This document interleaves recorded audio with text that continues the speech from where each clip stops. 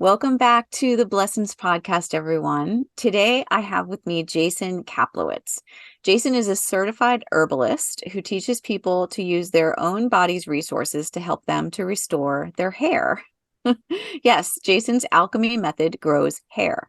He went through a time in his own life when he was depleted and losing his hair, and he discovered a secret formula and got his hair back. It's about minerals, hormones, and stem cells. Yes, it's a holistic approach to health that is the key. And you have to look at your stress and know that it is a lack of attention to the things that help us to live our best lives that causes harm to our bodies. Jason says, nurture yourself and avoid environmental toxins, and I could not agree more. He takes a no-nonsense approach himself and helps others to do the same with great success. So we're about to dive into his story. Welcome, Jason, to the show. Thank you. Wow, that is so well written. I'm going to have to use that for marketing purposes. That is so good. That is All incredible. yours. Just for you. Is there anything else you want people to know about you and what you're up to right now before we start? I mean, I think you nailed it. I'm working on a new website and investing into a fresh new look and feel for the brand, and that will be out soon. But yeah, that's pretty much the story. I love it. I can't wait to find out how this all took place. You call yourself the hair chemist, right? That's it. Crazy hair chemist. Yep. And I love it. So it sounds kind of like a miracle. And I'm very interested in how you got to the place where you stumbled upon this. So we're going to go back to the early days of your life and sort of build the timeline so people can understand how you came to be the crazy hair chemist. Yeah. So where were you born? I was born in Stamford, Connecticut in 1987. 1987. And I'm still here, actually. I've left and come back, and it's an unrecognizable city. Is it really? I've only driven through. Yeah. Joe Rogan makes a lot of fun of Connecticut. It's kind of a drive-through state that there's nothing between here and Boston. It's just the highway, but it's a better place. It's a great place to live. Yeah, there's a lot of beautiful towns along the coast there in Connecticut. I love it. Yeah, it's beautiful. It's Yeah. absolutely gorgeous. So when you look back at your life growing up in Stamford, Connecticut, what is the first thing that you can remember as your earliest memory? The earliest memory, I always had an affinity for health. I guess that's kind of the thing that was infused through my parents. My dad's a chiropractor and my mom studied nutrition.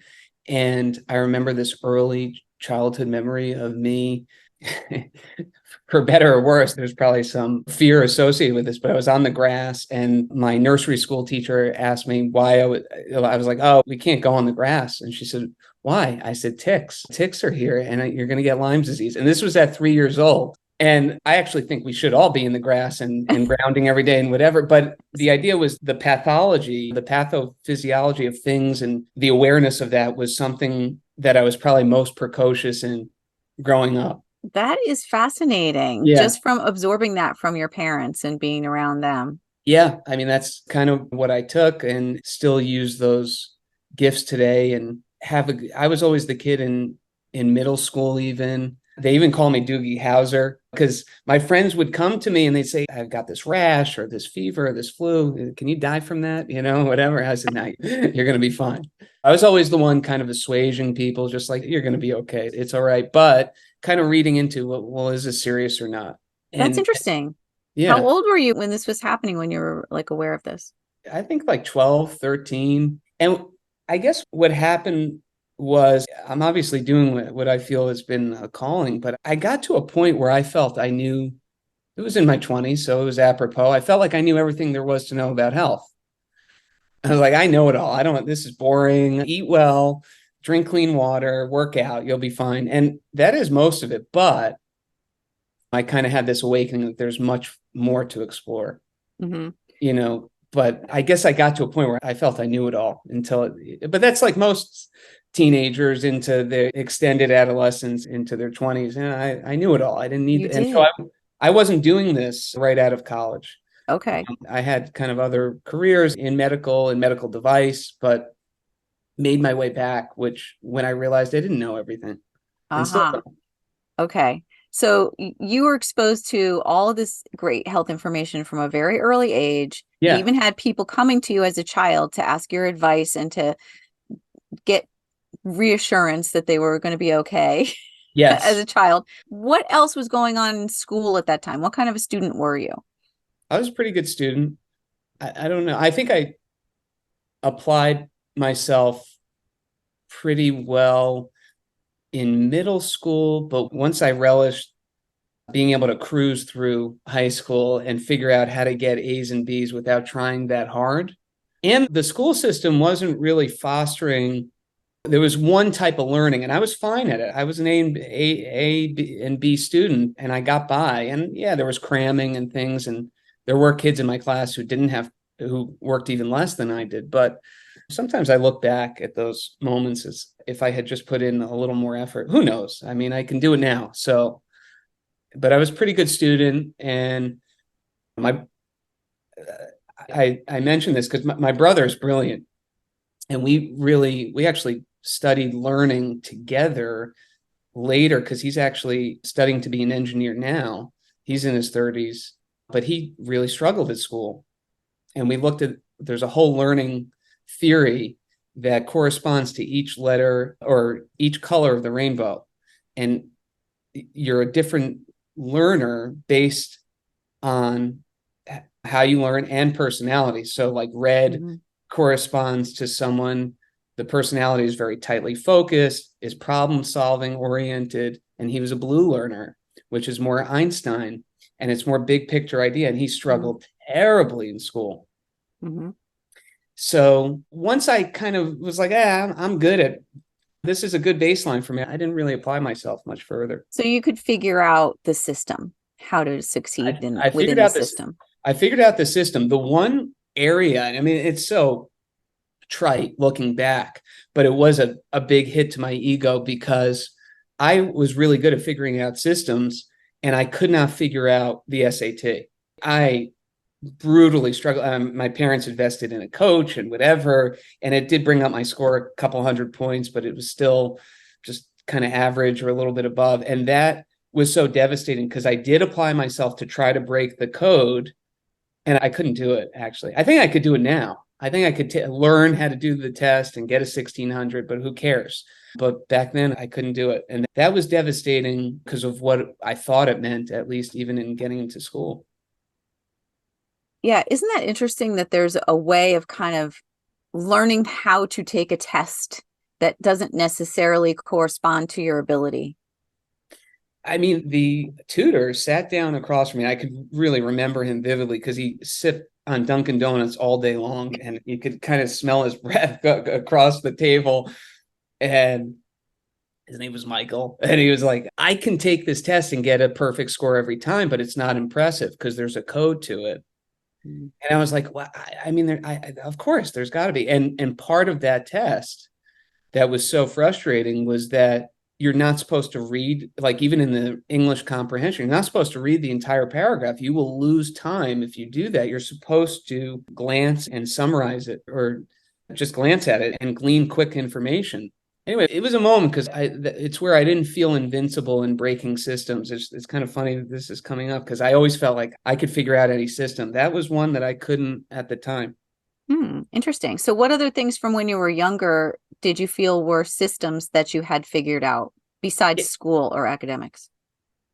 I felt socially very adept and be able to mix in different cliques. I was never part of, I was accepted by the cool kids, but I hung out with everyone. I had all kinds of different friends. And health to me was a system that was very apparent to me. Mm-hmm. Very kind of a translucent picture of like, this is pretty simple. Even finding pathology of like, oh, this caused this, or even a simple term like a lack of sleep. And then I had too much candy and whatever. Oh, that kind of caused this chain reaction. And I could see that. And I could see that for other people. Interesting. So you were super aware of your own health as a child and as a teenager. Did you eat good food as a young person? I did. So where I struggled, and this was a lifelong, where I really struggled is and I tell this story a lot, but I developed terrible allergies onset at 12 years old. And they were so debilitating that I would miss school. And my parents did not believe in mental health days. So I think I got two in my entire educational career. I got Yeah. maybe two of them where I faked it, but with allergies, I was pretty put out and we couldn't totally figure it out because some of the information was wrong Hmm. that we were getting even from holistic doctors, and there were a lot of reasons to it and things that were missing and the degradation of food. I wonder if there was any correlation because I did want to get to, you mentioned that in hair loss, the number one thing that I see all the time is stress. So Mm. I've become a big student of stress mitigation, as well as what I call emotional balancing, using this tool to balance the emotions to allow the hair to flourish and create an environment for the body to flourish.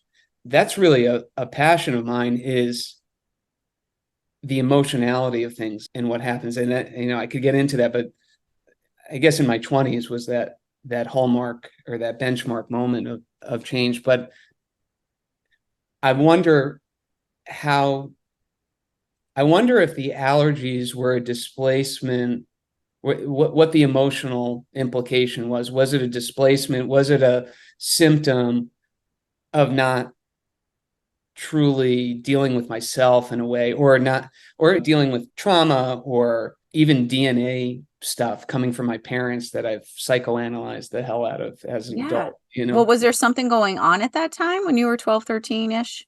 Not that I was really aware of, but I know there was a lot of things environmentally. I Mhm. guess it didn't come to the surface until I was in my 20s, and my parents are A plus amazing parents. Like, they're incredible. They get a perfect score.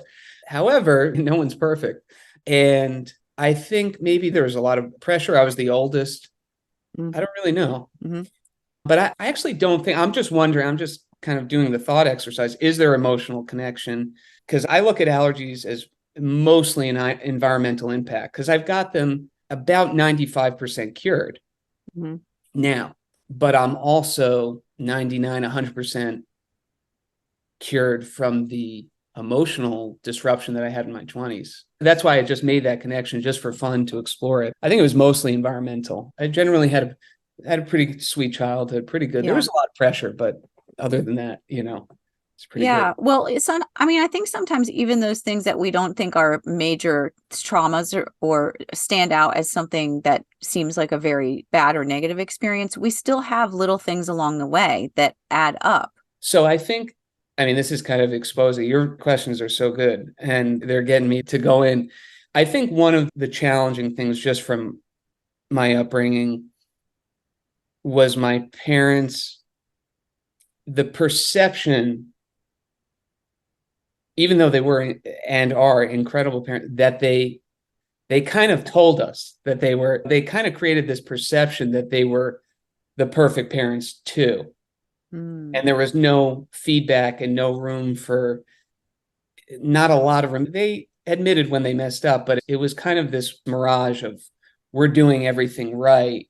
Mm. And that probably had a little bit to do with the pressure, and that Mhm. maybe have something to do with the allergies, Yeah. probably. And that probably extended out into when I was 24, 25. Yeah. That's interesting because it seems like that time of life, like that 12, 13-ish, that's like the turning point into adolescence. And there could have been some physiological things, and then coupled with just your role in the family as the oldest child. I was also the oldest child, so you're always the achiever. The expectations are there for you, and I could see that. Maybe that was like a physical manifestation of a turning point in your life. Yeah, I think so. And it's better to have had this experience, but my mom was like kind of overly bearing, but Mm, in a loving way. I wouldn't have had it any other way. But everyone has that, impacts whatever it does, it impacts you. exactly. Yeah, I can see that. It makes sense. So through high school, did you have a pretty easy time of it, or? I think I did. I remember one of my friends, one of my friends, Lizzie, we used to say, "What's your scale today?" We would kind of measure our happiness. Mm, And it was out of 10, and I'm a 7 today, I'm a 4 today, I'm a 10, I'm a 1. And it kind of fluctuated, but we had we had a good, I mean, we had a very good, all of us did. We had a very good high school experience. I think it's just that kind of cliche time of melancholy, of Mm, like kind of bringing that on as part of the story. And it doesn't get real. I remember I dated this girl it was right after college, and I was trying to relate to her. And I was like, well, I've had depression, and I didn't even know what was about to come. Like mm. I wasn't even aware of it. I was like, well, I know what depression is. I know what melancholy and sadness is. And it was like, I had no clue what was coming. So I think it was generally good. I wish I could tell my younger self not to take it so seriously, but it was generally pretty positive and good. What was the craziest thing you did in high school? This is a really funny story. So one of my buddies and and a group of guys, we kind of started this tradition of going around to different fast food restaurants, lifting the signs from the fast food, like right off the wall, and running out with it. And From Dave, inside the restaurant? oh yeah. We would go in. He had Dave's Way for Kentucky Fried Chicken at Dave's Way sitting on his wall, and his mother's Italian. How'd you get that, Michael? How did you get that? He said, "Oh, they gave it to us." It was yeah, right, yeah, right. Thank you. Well, one time we had done this, and they were doing most of it, and I was kind of the driver. And one time we go into Dunkin' Donuts, and there's a camera right there. And this is the days before cell phones or before smartphones, and there's a camera right on the wall. And I tell my buddy Mike, I'm like, should we hide? Should we cover our faces? Like, I think he's like, nah, we're fine. So we go in, we lift off the Dunkin' Donuts frames, and we run out. And we're in the car. We get this huge rush, and the next day, a buddy of mine pulls me out of math class or at the lunchroom. He says, "Did you guys steal signs from Dunkin' Donuts?" And my heart sank. Like, how did he know that? He said, "Well, they've got you on camera. They thought it was me. So I reviewed the tape and recognized you guys." And what they are doing, and they had a really grainy picture of us from this video, is they are printing the picture out. They are giving it to the police department, and they're going to go around to both high schools in Stanford, and they're going to come and find you. So Oh, and I'm like, great, I rush down and get Michael out of the classroom and tell them they have us on camera.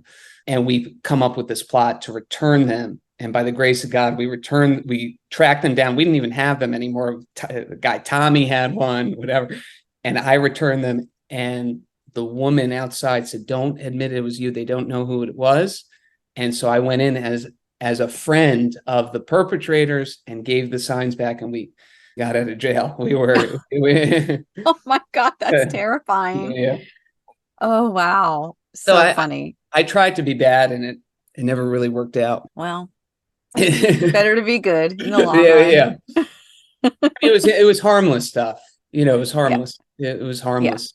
It's fun to have adventures and have pranks like that. It doesn't go too far, but you definitely learned a lesson on that one. Oh yeah, it's pretty wild. I mean, it's fun. I'm glad I Oh my have that God. story. Yeah. Yeah, that's a great story. So let's go into then after high school. So you went to college. Yeah, college came too soon. That was before the years that people were doing gap years, or that was kind of the Mm, norm. And that wasn't really an option for me back then. It was kind of like, well, you don't really have a good plan.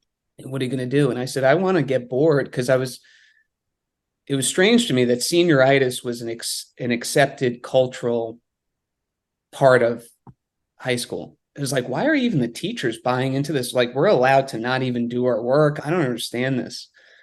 I'm bored of the academe, and I want to take a break, but that's not what happened. I went right into Binghamton, which was a D1 swimming program. And I mean, it was brutal. I learned a lot about the body through that too.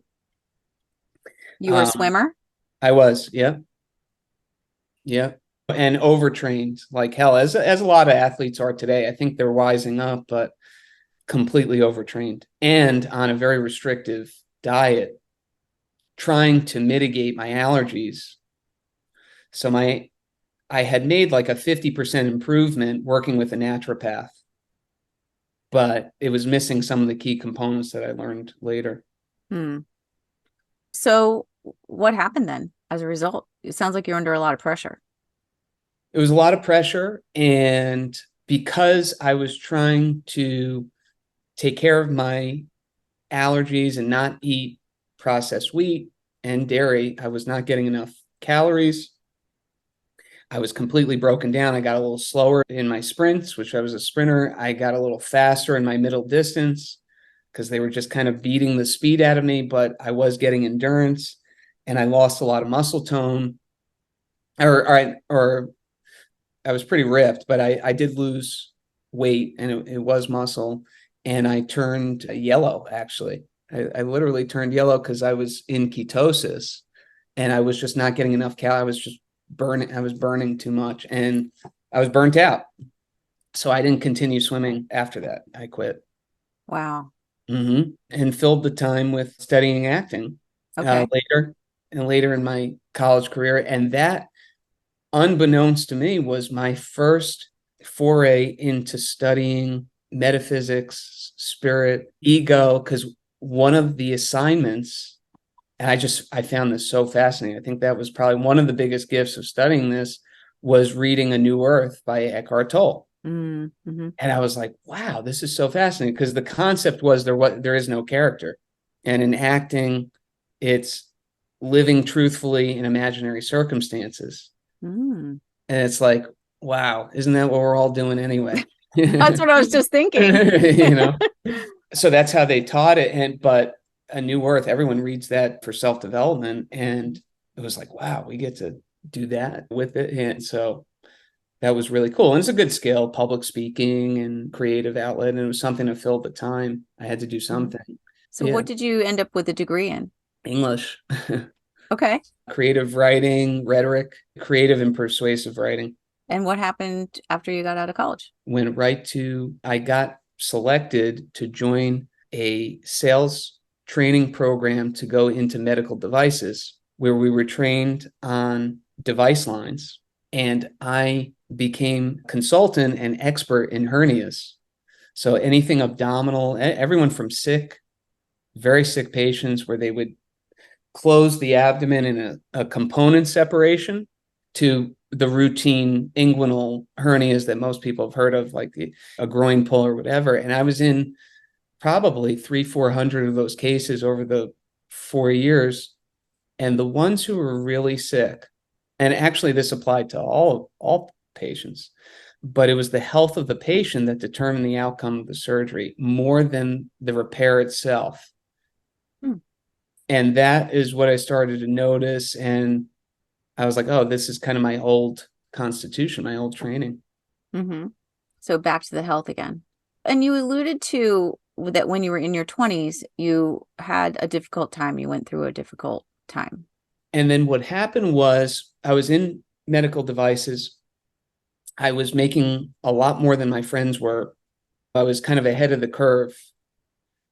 And I had lived in Minneapolis and then New York City, and this was the beginning of Obamacare.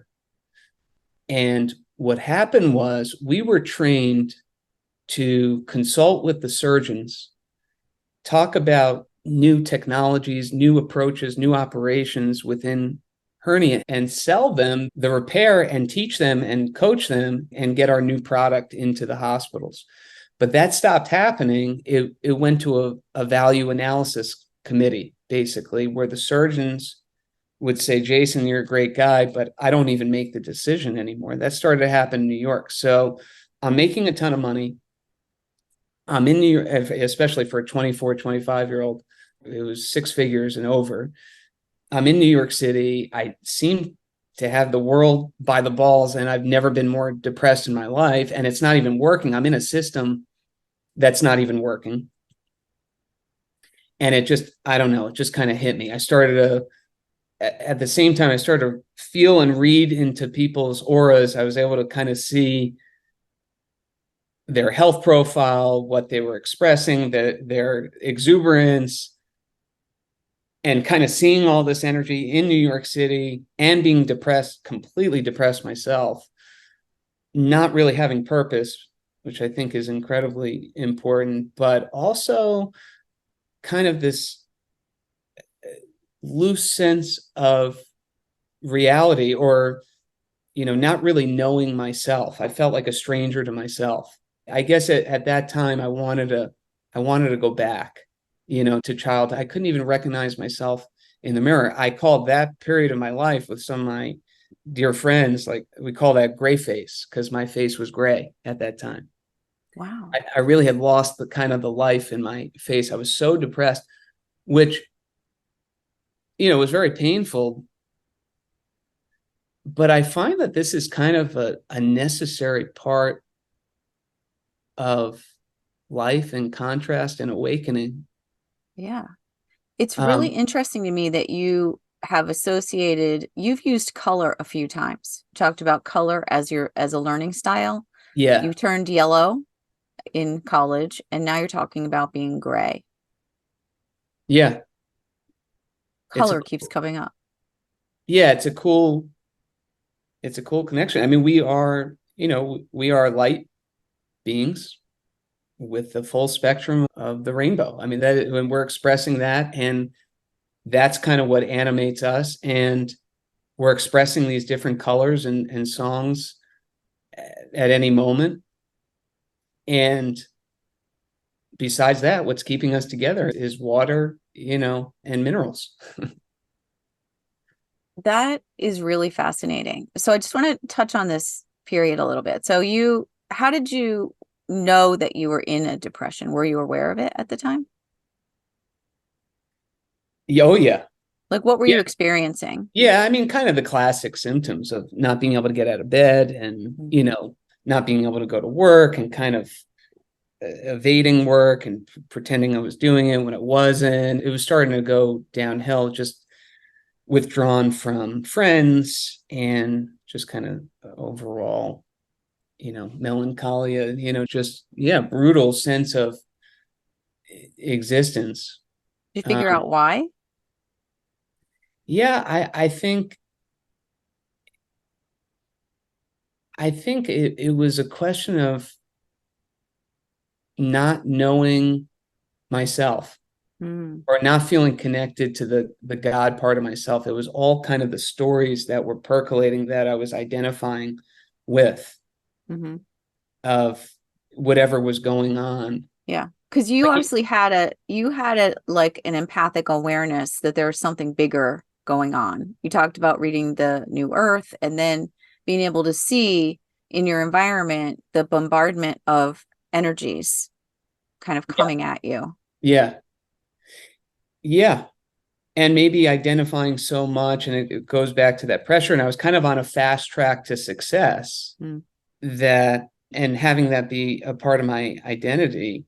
I think that's what it was. But I do think it's totally necessary for every spiritual seeker, that this is, while it was unique and personal to me, no one, what I find interesting, the first line of defense is I sought therapy.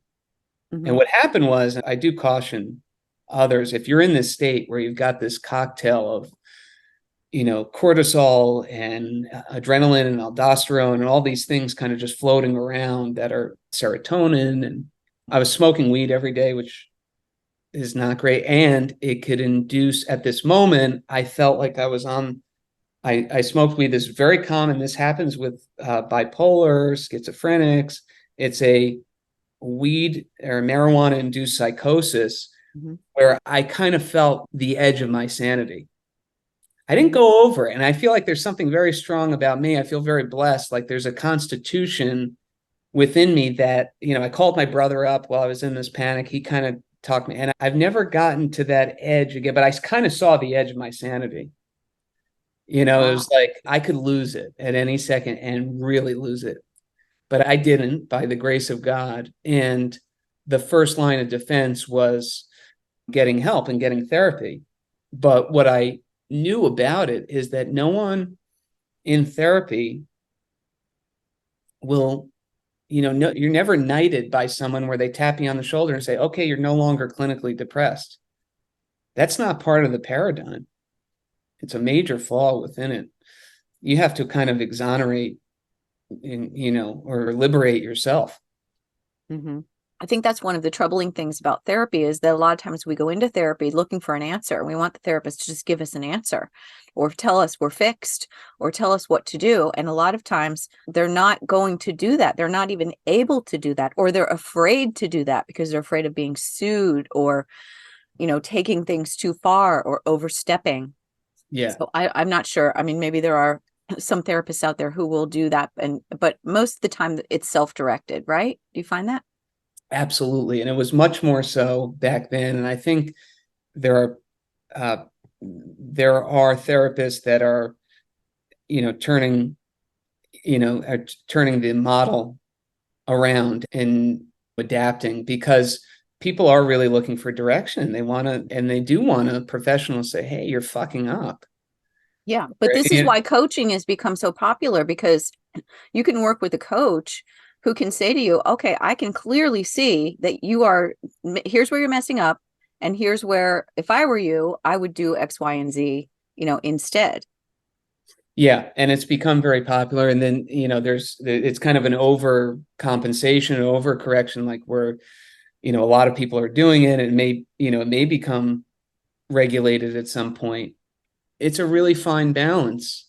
But yeah, I felt that it was self-directed. I was not getting many answers. And I guess I was looking for this particular thing of who am I? And so I dismissed myself from therapy. Hmm. A year after. I did a year, and then I quit my job and I went to what I felt was the most appropriate next step, which was climbing to the base of Mount Everest, the highest mountain in the world. Wow. So I quit. I told my parents, I have a one-way ticket. I'll be home when I'm ready. And how old were you then? That was 25. That was maybe 25, 26. It was about a year of going through the therapy.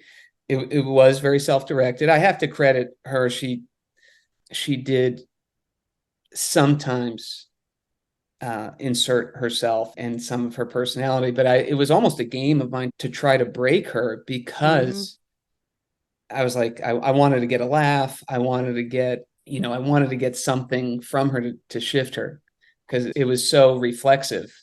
Yeah. Like, well, tell me how you feel about that and whatever. And it was like, I was like, no, No, tell you tell me. me how I'm supposed to feel. Right. How am I supposed to feel about this? Right. And a couple of times she did. And I think that's changing. There's a great documentary by Jonah Hill. I think it's called Utz or something. It's about his therapist. And there are some that are changing the model. But I remember I said, all right, I'm really going to figure out who I am now and what I'm all about and what this is. And I get to 19,000 feet. I'm getting to the base camp. I'm going to see Everest for the first time in the vista. And the air is so thin and you don't have a lot of thoughts up there because there's very little oxygen, and you kind of feel like a 3-year-old. There's no thoughts. You're very present. You're very in the moment, because your mind just can't go. You're just hyper aware of your surroundings. And I look at this mountain and I say, who am I? I don't know, but this is amazing. And honestly, that's it. That's really it. Oh my God. So did you get to the top? I didn't get to the top. No, it was base camp. That's a very technical, expensive climb, but I got to the base. It was 7 days up, 2 days down with acclimatization. And so it was the highest altitude I've ever been in. But yeah, it was incredible. That is incredible. How was your life changed after you got back from that experience? Well, I think what we all long for is that freedom of our spirit that is not confined or contained. And this is why travel has become so popular, I think, is it allows you to know that, my dad used to say, we're not trees, we can move. Mm. And to do that for yourself, I did that this summer. I was feeling stagnant and I hadn't traveled in over a year, which is a lot for me. And so I took a drive up to the mountains in Vermont, Green Mountain State Park. And on the way, I felt the sense of freedom like I felt when I was in my 20s. And I stopped at a Thai restaurant. And so after Nepal, after the Himalayas, I went to Thailand as well. And that was part of that journey 10 years ago. And I go to the Thai restaurant this summer, and it's a Thai guy, and I'm kind of deliberating over what to get and what food and I'm like, oh, maybe the papaya salad or whatever. And he says, this is not American food. Papaya salad, one thing. Just order. I said, okay, okay. I was obviously pissing him off because I was, ordering it like an appetizer. I just didn't know what I want. So he made me the papaya salad, and I give it back to him at the end of the meal. And he kind of, you know, just viewed me as this white kid, coming in, whatever. And at the end, I went like this to him, and he goes, you know how to do that? Because he did it back to me. And I said, Kap kun kap, which means thank you in Thai. And I learned that from my trip. That has stayed with me. I have that experience, and that it totally shaped my experience and that ability to feel, free. Was it something about the connection, the ability to transcend and connect on that level? Yeah, it was about the connection. It was about being able to speak his language. It was Yeah. about, saying thank you in his language. Right.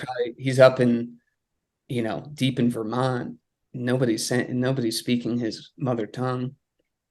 It brought him, it's kind of probably how it made him feel, Right. and it was also, proving to myself that you don't have to go anywhere.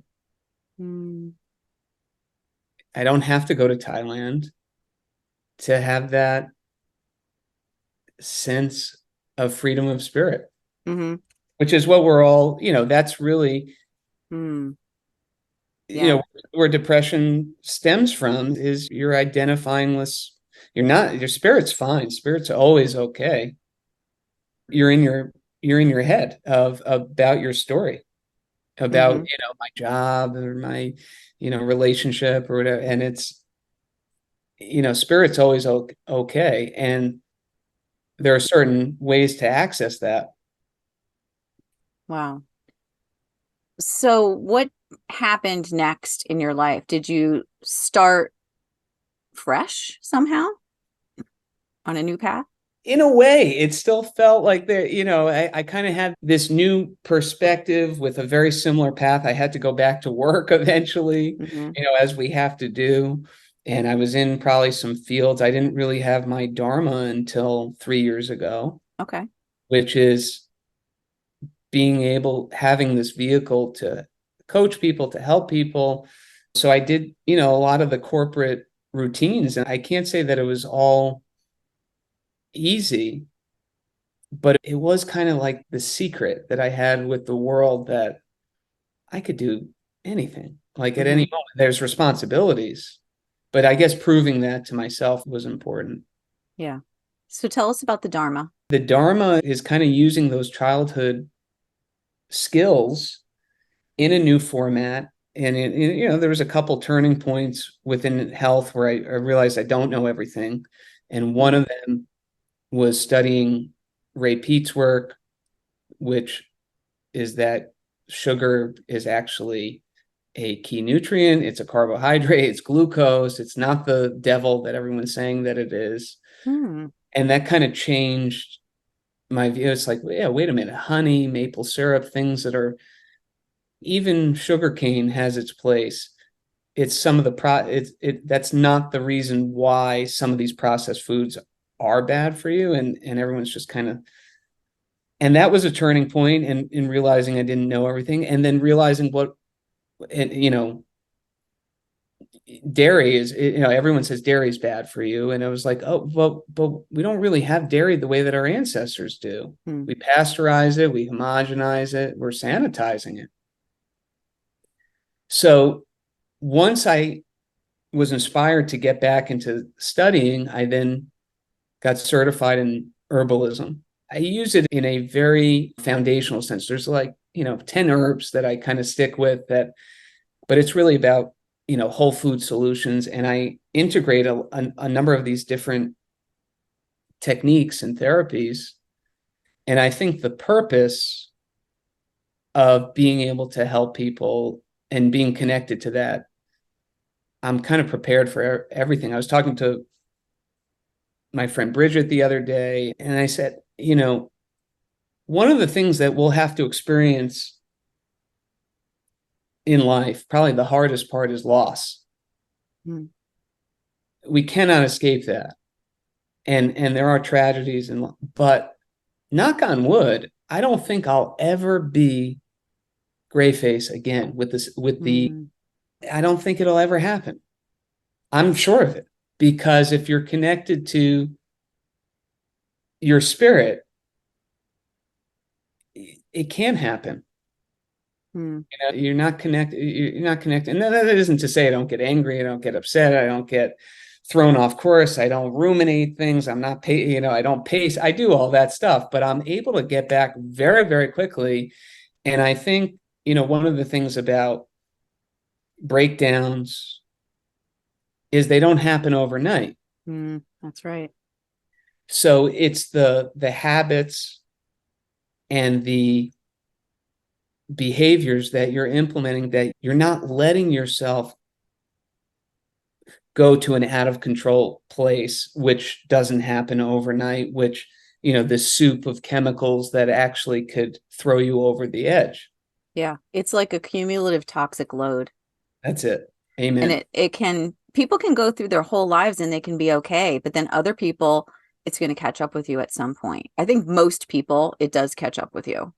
And Yeah. that's when you think something's come out of the blue, but nothing really ever comes out of the blue, right? No, especially depression, anxiety, these chronic sort of cases, which, you know, I'm interested in.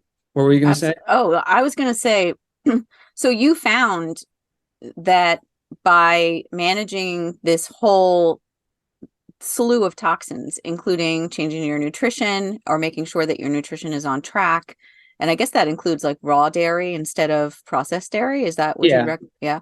Yeah. And I then don't, also your stresses, your environmental toxins, and all of that stuff all together, if it's right, that people actually can regrow their hair. yeah, because hair, all it is an extension of the smooth keratinized muscle that's growing out of your head. It's just amino acids, and minerals. And so we store a certain amount of information, a ton of information, probably infinite information, if I'm being honest. I don't know it all, but in our hair, the hair on the back of our neck goes up when we're in danger. These are receptors. We have IGF, blood sugar, insulin receptors on our hair. We have a picture of the minerals that are in our hair. So if you put your body in the best state to flourish, it will help regrow your hair. And you did this yourself. I did it myself, but it was accidental. I was working on allergies. Right. I was working on allergies, and I realized, and because all of my uncles, their hairline, now we have a high hairline in our family. We always did, but theirs went way back to the middle of their head, if not all of it. And I just figured, well, that's, it's a fait accompli. That's where I'm going. I'll probably have to shave my head one day and just stay really in good shape. But my hair started to grow back. And then as I worked with clients on chronic conditions, a lot of, gut health and anxiety and allergies and skin conditions and so on, their hair was improving. So I said, well, what would happen if I just target this a little bit? And this is the business right here. This is what I can offer in a holistic way to give your body the best chance to grow the hair. That's amazing. It's like a miracle. It is. But realizing that the hair physiologically is the least important part of our homeostasis. We don't need it. We have hats, we have clothing, we have air conditioned rooms and heating and whatever. So that'll be one of the places that it draws from for extra minerals to make sure things are firing, sparking correctly in the body. Wow. Wow. It's fascinating. Yeah. And it's better to catch it, very early, like as it's an acute scenario. But So if you're losing your hair, you should be looking at what's going on in your environment, what you're eating, what your stress is, what the lifestyle factors might be influencing that, environmental toxins like molds or different things, heavy metals, different chemicals that are in your environment, everything, everything. It's so everything, crazy. I think this is coming to a head in society. Like we're really starting to realize the toxicity of our environment and the different roles that it plays and the symptoms that it brings upon us, including hair loss. It's insane. that's it. Yeah, including hair loss. It's all part of it. And it's all a system. And there's not, the hair is just as much a part of the body Yeah. as your liver. And it's a system working together. It's made up of the same material. Wow. So, Unbelievable. and looking at other form of testing too is important too. People will get blood tests, from their doctors and medical practitioners, and we'll kind of look at that in relation to what the hair says and see if the stories are the same. So So, interesting. so it's another window into the body. It sure is. Oh my Yeah. God. Okay. So you were at this point working on your own allergies, and you discovered that as you got healthier, you noticed that your hair was coming back in. Had you been losing your hair? Yeah. The hairline was going back and it was getting thinner in front Okay. and just unhealthy and following the plight of my predecessors, Yes, your family, the Yeah. generational hair line. Yeah. Oh, yeah. Totally. And then, so you were also then at this time, were you working with other people on health coaching in general? Yeah. Yeah, I Okay. was. Yeah. General health coaching, weight loss, allergies, emotional balancing, gut health, all kinds of the chronic mysteries of medicine, the rejects, basically, the medical rejects. Yeah. Was this something you were inspired to do it because your father being a chiropractor?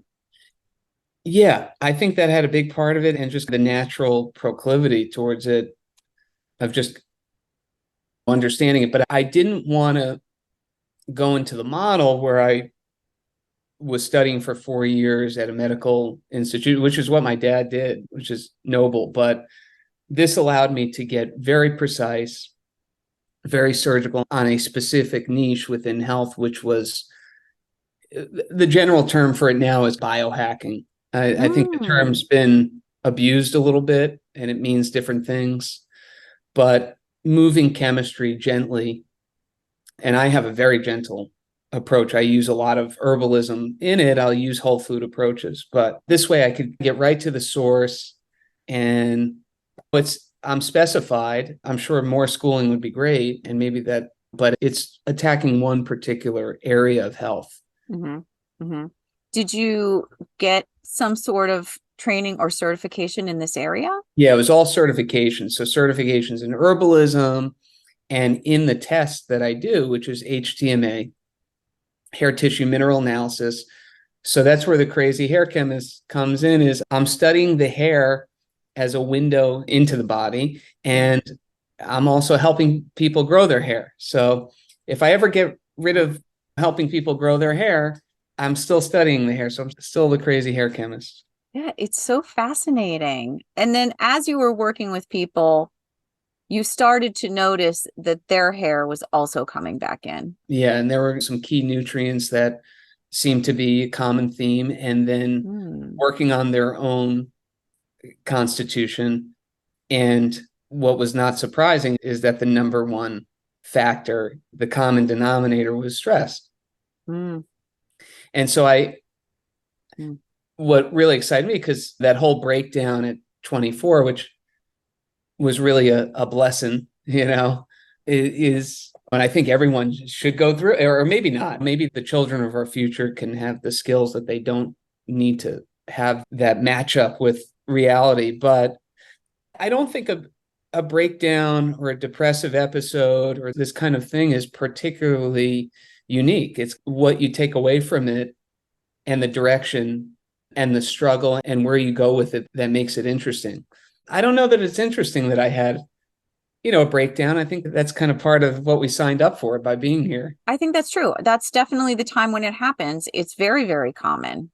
I remember that being a time for me when I realized that maybe my family hadn't been as perfect as I thought it was up until that point. Not that there was anything wrong, but I just had some realizations about minor things that might have contributed to who I was as a person, or different beliefs I had, or certain things that weren't anything major, but you go through that kind of existential crisis period.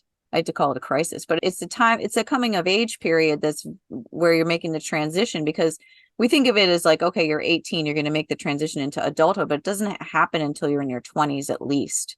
And so that period of time is when you do get to that kind of questioning, who am I? It's the first time I started reading those types of books, like the Deepak Chopra and the Eckhart Tolle and all that, was that time.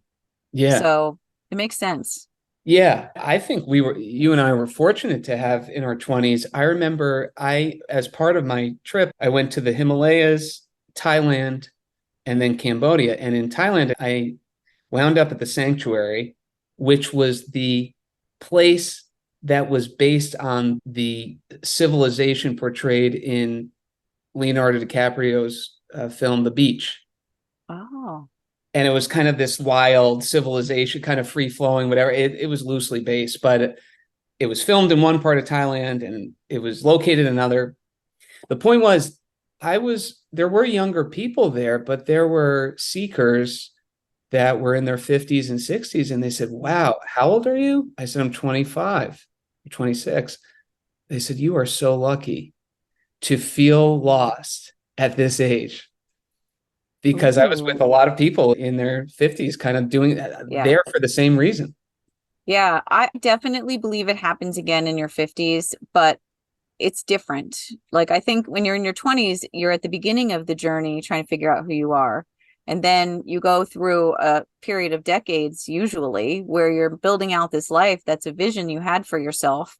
But then you get to be in your 50s and you think about how you wish you would have done it differently. I mean, a lot Yeah. of people get to that. And then that's a really good way of putting it, seekers. I love that. Yeah. Yeah. Spiritual seekers, because not everyone cares. I'm sometimes envious of the people who are not really struggling with existential things. I'm Hmm. like, man, that's pretty cool. But I feel that I'm having more fun with it now that it's so crazy and so screwed up that this is fun. This is crazy. Yeah, it's really interesting to look at it. And when you do get to that point of being more aware of things and being able to look at things as an observer, it does give you that kind of mind blowing, like, wow, this is what's really happening here. Right. I kind of reassure my clients and friends and family too that it's crazier to be sane. Mm, it's almost like a blindness, Yeah, blind sanity. right. I mean, how could you not be? And I say either no one's crazy or we're all crazy. I prefer the latter. I think, I do too. I think yeah, they're all crazy. I think we're all crazy. yeah, Oh my God. amen. So, as you started to notice that people were getting their hair back and also getting their health back at the same Mhm. time, what were the things that you noticed were the most troubling, or the biggest troublemakers in their lives, or in their nutrition, or in their lifestyle? What were the biggest offenders? Offenders in terms of preventing them from health Yeah. and wellness. It was really kind of butting up against the reality of what they needed. I found that a lot of people were fixated on their hair. This is just my personal opinion and observation, is that they were displacing that energy and attention to this thing. Mm, And it was not really about the thing. It's never about the thing.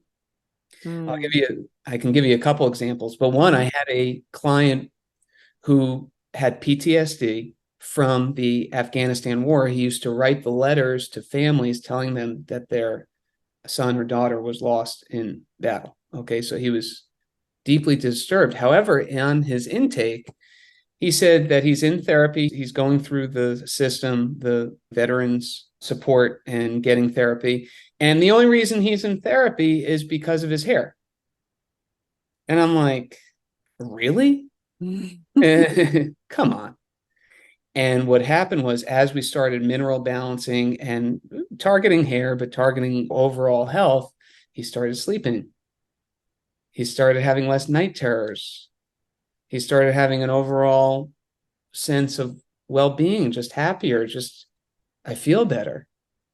His hair grew back. There's a certain scale, a Norwood scale. He got back a few levels. He was very happy. He said, if I have this the rest of my life, I'll be very happy. He was actually pasting toupees. What do they call those? Hair pieces. Hair pieces, but there's like a new word for them, like hair Oh, contraptions or whatever. They have okay. a politically correct word for them.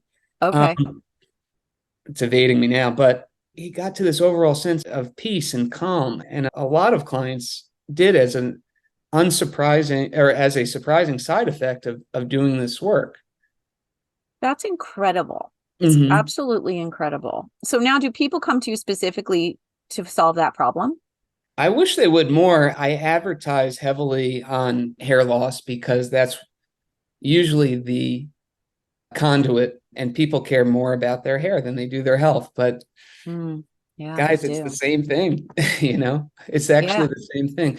But I also say there are people out there, and there are, especially when I counsel guys, like, hey, look, Jason Statham and The Rock don't really care that they don't have hair, and they're probably pretty healthy. And I encourage them to just delve into this system to become the best, most beautiful version of yourself that you could be, and will put the body in the right position, in scoring position to grow your hair. And most, I'm pretty much on par with the market, which is about 70%, Mhm. but it's not going to be 100%. And if it's Yeah. a long old problem, it's going to be much harder. But I still think there's always possibility, and that's just my attitude about health in general, that where there's life, there's hope.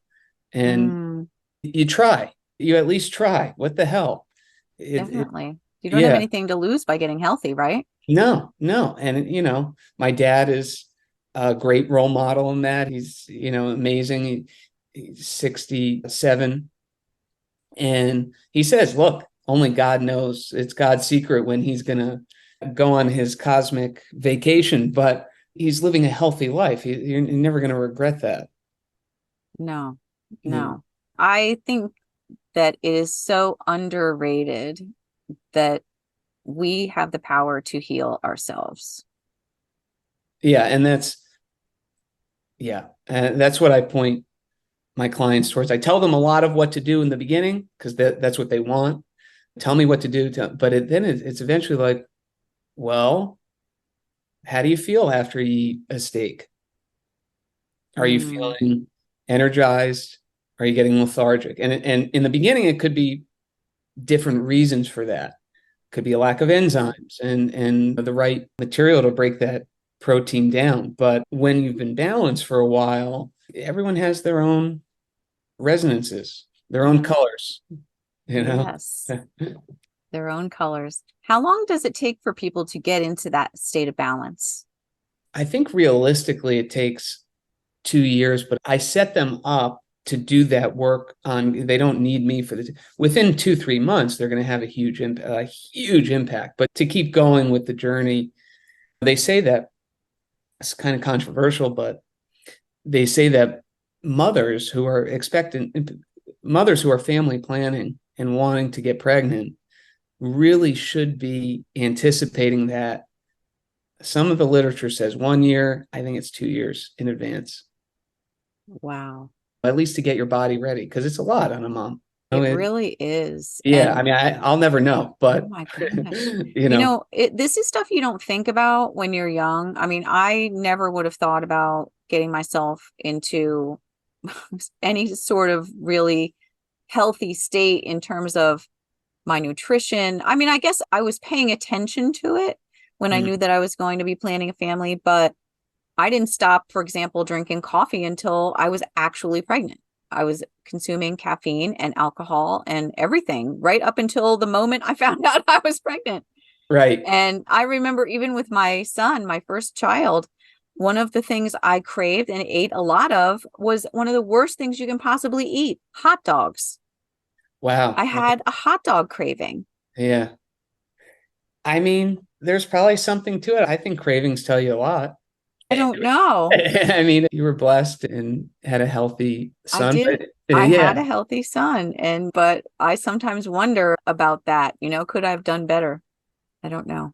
Too yeah. late I now, mean, but it's really, I think that the important thing for people to know is that we live in a time when it isn't, you're going to get hit over the head at some point, oh most yeah, people, with oh yeah, something, some sort of a health crisis at some point. yeah, It could come at any time. And it is usually about that perfect storm of all of the things. And the one thing, like I know I went through a health crisis last year where I woke up one morning with vertigo. And I thought it just came out of the blue, but I now know it did not come out of the blue at all. And the very biggest contributor to it was stress. It was the thing that put me over the edge because I had been worrying about something that was affecting my life. And I would go to sleep worrying about it. I was really upset for a long time. I would say for probably years, I was upset about this thing. yeah. And that's not normal. And that is the sort of thing that could be a catalyst for a health problem. And I'm getting back on track is like, it's very hard, even though when you realize what the damage that's done and then you try to backtrack, it's not easy to unwind all that. the body. It's almost funny with the brutality of the fact that your body's way of compensating for this worry for years and years and years was actually getting dizzy. Yep. It's like it's sometimes it's so on the nose like that. Yeah. It's like, yeah, It was you know, telling me, stop, like yeah, stop right yeah. now. Mhm. And I'm still experiencing problems with this. I'm not out of the woods yet, but this has been Mm. a whole year that I've been healing. And I have done all of the things that you're talking about, but I haven't done any of that specific analysis, the hair analysis, which is very interesting to me. But I have changed my nutrition. I've changed my supplement regimen. I've focused on meditation and stress reduction and done some other things like I do yoga. I've started some red light therapy and just some other things like that, acupuncture. I mean, a lot of those things, and it's all working, but it's not totally gone yet. So I don't know, what piece am I missing? So what happens is sometimes, oh, oftentimes, we create these neural pathways where this is almost like the it's not a good reward, but it's a reward mechanism, so to speak, or a reinforcement of your worry Right. was this dizzying. And in order to create that environment in your mind, the minerals have to spark a certain way to create that. So they're basically they have kind of a life of its own that you have to break those pathways. Hmm. And so sometimes, for example, and this happens a lot with emotional balancing, I get people who have done all the work in the therapist's office. They know the psychoanalysis. They know what their parents did. They know what their siblings did and their lovers and so on. And they're like, but shit, I'm still not feeling well. I'm still depressed, even though I know and I've done all these things. And what happens is when you start gently manipulating the minerals, then the therapy catches up with the minerals. Ooh. So what are these minerals? Well, it's what we're made of. But the first four that we look at is calcium, magnesium, sodium, potassium, the four major electrolytes. Then you get into the metals, copper, iron, phosphorus, sulfur. And Mhm. so you're only looking, there's 118 known on the periodic table, but you're only looking at about 30 of them. And even when you take a drop of sodium in your water, it's actually moving every single mineral in and out of the cell. And there's a symphony going from the bone, the skeleton, into the soft tissues, the hair, into the water, the blood, and it's going back and forth like this and balancing those ratios. Okay, if you have high cortisol in your blood, I need to compensate. That requires a lot of potassium to create cortisol, so we need more calcium. So sometimes it'll take it from the bone, Hmm. and you could have a lot of osteoporosis as people get Wow. older, a lot of worry, a lot of, you Okay. know, it's just Wow. It's one so example. fascinating. And you But can, so you can figure out someone's balance or lack of balance just from a hair follicle examination or a piece of hair. it's a huge piece of the puzzle. Okay. It's a huge piece of the puzzle that's not often looked at, which is what why I'm able to do what I do. But I think that medicine, I should be working with MDs. They should be working with Mm. who? We should be looking at all this stuff. Hmm. We need to look at the water of the body, the blood, what we circulate, the hair, what we store, and the urine and stool, what we excrete, the toxins. Hmm. All of those tests are valid and tell us something, but we have to first tell ourselves. Yeah. I think it's really fascinating because what you're describing is exactly what you talked about in the beginning when you were talking about school. You're figuring out how to game the system, the body system. Yeah, I love it. It's a cool puzzle to me. I'm trying to come up with the best shortcuts. I'll sometimes get a little bit lazy if I know something works and I'm not exactly sure why. I'll say, it works, and I know it's not harmful. Hmm. That's the Hmm. first rule. Yeah, So, sometimes you know, that's cool. You kind of alluded to being able to have an intuitive connection with people to see whether they're healthy or not, or maybe what's going on with them. Do you feel like yeah, you still have that? yeah. It requires inquiry, questioning, and so on. But once you start to get kind of a feel, like for you, you're telling me, I don't believe that any of the stress that was affecting you before, the thing that you worried about, I truly believe that you're not really worrying about it in the same way. I don't think it's affecting No, you. I no. think it's the feedback loop that was created that you're having the residual, Yeah, that you're having trouble breaking. And I don't know what that is necessarily, but maybe something to do with salts and water. And, it's just interesting. a question. But yeah, I don't get and you already know, I don't get the sense that it's still the thing. But I had a Yeah. client once who was examining, talk about the offenders of getting better. She was not getting better from everything I was telling her to do, but she was telling me that she was looking in the mirror and examining the size of her hair follicle. I don't even know how you do that. Like my hair follicle seems smaller. How? It's a less than like 0.001 millimeters. How are you examining the width of your? Stop looking in the mirror. And it came out that she felt like she was not contributing to the household because she had preserved this time to just care about her health for 2 years. And I said to her, you're healthy enough now to work and contribute. Hmm. That's actually what's getting in your way. You need to go back to work and start helping the family. And she's like, my husband's going to love you. I said, well, it's true. I see it. And Hmm. it was a displacement, Yeah. for that particular client. Yeah. It was that simple. Yeah. You got to go back to work. You got to stop looking there. Enough. You're healthy Right. enough to work. I think it's really unique and beautiful that you have this way of looking at the science and also the spirit at the same time. Thank you.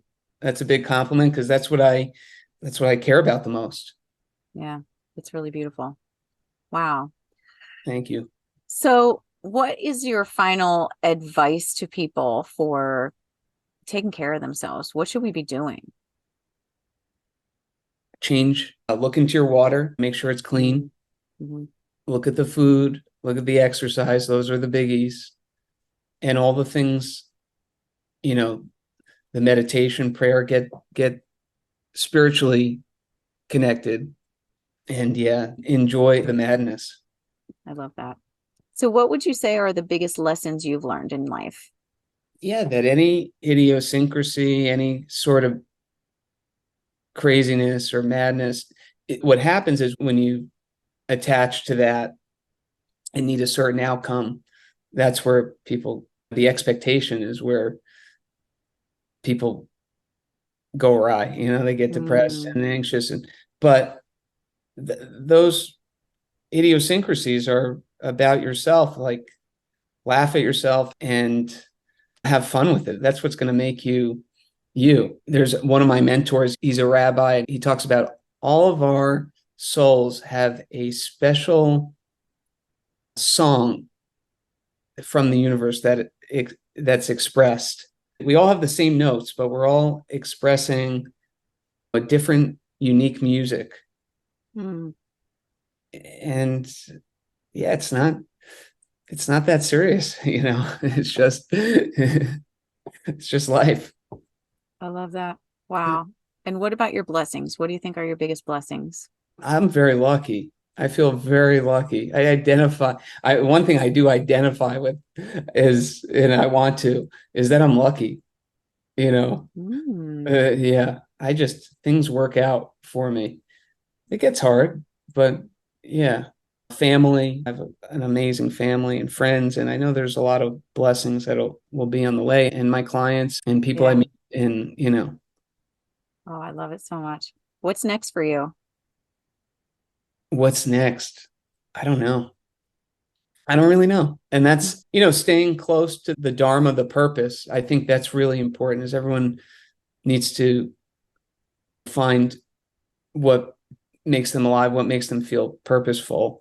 Mm-hmm. But as long as you're doing that and you're staying there and you're connected to your heart and you're not letting yourself get carried away, you're kind of enjoying the chaos, but not getting carried away in it, I want to be surprised.